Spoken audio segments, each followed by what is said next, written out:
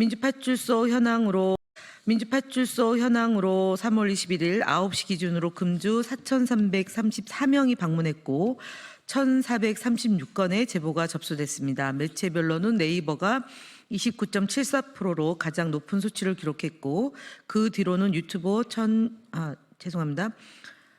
18.11%, SNS가 13.72%, 커뮤니티가 6.89%, 틱톡이 3.76% 순으로 제보되었습니다.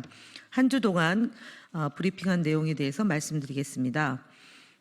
첫 번째로는 이재명 대표를 포함해 민주당 주요 인사에 대한 암살 등 테러와 관련된 음모론과 관련된 제보입니다. 해당 제보는 지난주에 이어서 이번 주에도 지속적으로 진행됐고요.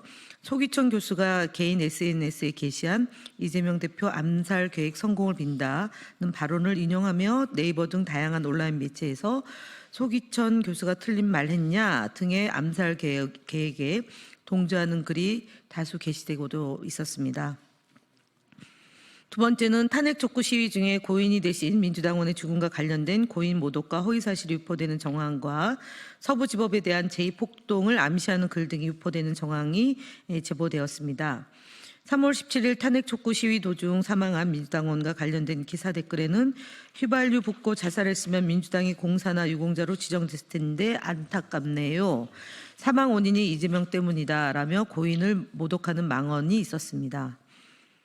3월 18일 검찰이 김성훈 경호처장 등의 영장을 청구했다는 기사를 인용하며 서부지법을 다시 한번 압박을 넣어야 해요라는 내용의 서부지법 제2의 폭동을 예고하는 글이 게시되었습니다.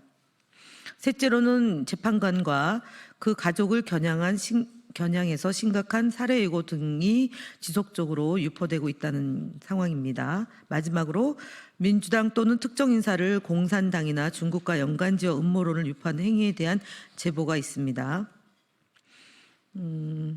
다음으로 현황에 대해서 김동아 의원께 브리핑하겠습니다.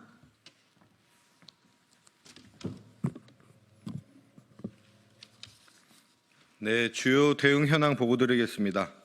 핀앤드마이크와 매일신문에 대한 언론 대응 보고드립니다. 핀앤드마이크는 이재명 대표가 이른바 3대 내란을 저질렀으며 이에 따라 형장의 이슬로 사라질 급이라는 저급한 표현을 사용해 보도했습니다. 해당 보도는 이재명 대표가 실제로 내란을 저질렀는지 여부와 별개로 형장의 이슬이라는 극단적인 표현을 사용했다는 점에서 언론이 지켜야 할 최소한의 책임과 윤리를 심각하게 훼손한 것으로 판단됩니다. 이는 사실상 이재명 대표에 대한 사형을 언급한 것이며 매우 부적절하고 무책임한 보도입니다. 또한 매일신문은 줄타내기 헌재를 무능하게 만들었다는 제목의 기사를 보도하였습니다. 이는 조선일보가 전날 보도한 내용과 같은 맥락으로 사실을 과장하여 왜곡한 전형적인 기사라 할 수 있겠습니다. 이에 국민소통위원회는 두 언론사의 해당 보도에 대해 언론중재위원회에 정식으로 제소하였습니다. 언론을 가장한 지라시 수준의 저급한 보도에 대해서는 끝까지 책임을 묻겠습니다. 다음 채널A 등 방송 대응 관련하여 보고드립니다. 채널A 뉴스 탑10에서는 윤석열 대통령 탄핵을 주제로 찬반 토론을 진행하면서 탄핵을 반대하는 여당 측의 입장만을 담은 자료 화면을 일방적으로 송출하는 등 특정 입장에 치우친 토론이 이루어졌습니다. 이로 인해 방송의 공정성이 심각하게 훼손된 것으로 판단됩니다.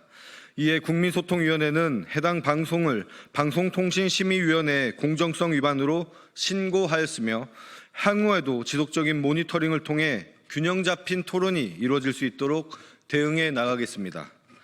다음 유튜브 신인균의 국방TV 채널 관련 대응 보고입니다. 구독자 152만 명을 보유한 신인균의 국방TV 채널에 대해 다수의 제보가 접수되었습니다. 이에 따라 채널에 게시된 총 2,127개의 영상을 전수 모니터링한 결과 내란을 옹호하거나 이에 동조하는 내용이 포함된 영상 5건을 확인하였습니다. 해당 영상들은 유튜브 커뮤니티 가이드라인 위반으로 판단되어 플랫폼에 신고 조치 완료하였습니다. 네, 국민의힘 거짓말 시리즈 65번째부터 7번째까지 말씀드리겠습니다. 권영세 국민의힘 비상대책위원장이 3월 20일 국민의힘 비대위원회에서 민주당 당비가 이재명 대표 형사사건을 대리하는 변호사들에게 흘러간 정황이 확인되었다라고 주장하였습니다. 권영세 위원장의 발언은 이재명 대표 개인 재판 비용을 민주당이 지불하고 있다고 대중이 잘못 인지하게끔 진실을 교묘하게 흐리는 악의적인 거짓 선동입니다. 더불어민주당은 이재명 대표 개인 법률 사무에 당비를 사용하지 않습니다. 해당 계약은 당 차원의 법률 대응을 위해 용역을 계약하고 비용을 지출한 것뿐입니다. 국민의힘 또한 소송, 고발 등을 당비로 처리하고 있는 당 차원의 법률 사무가 분명히 있을 것입니다. 악의적인 거짓 선동을 멈추시길 바랍니다. 국민의힘 거짓말 시리즈 66번째입니다. 3월 20일 홍준표 대구시장은 본인의 SNS에 서울시 토지거래 재지정은 지나가는 개에 한번 물린 것에 불과 오세훈 시장 화이팅 등의 글을 업로드하였습니다. 오락가락 정책 시행으로 인한 행정비용, 정부 부동산 정책에 대한 신뢰 하락으로 인한 그 사회적 비용 등 엄청난 유명의 비용과 폐해를 초래한 이번 사태가 지나가는 개에 물린 정도에 불과하다는 거칠고 안이한 현실 인식이 그저 놀라울 지경입니다. 이 사태가 홍준표 시장의 안이한 인식보다 훨씬 심각한 상황을 초래한 정책 실패라는 점에서 홍준표 시장의 발언은 명백한 거짓말로 볼 수 있습니다.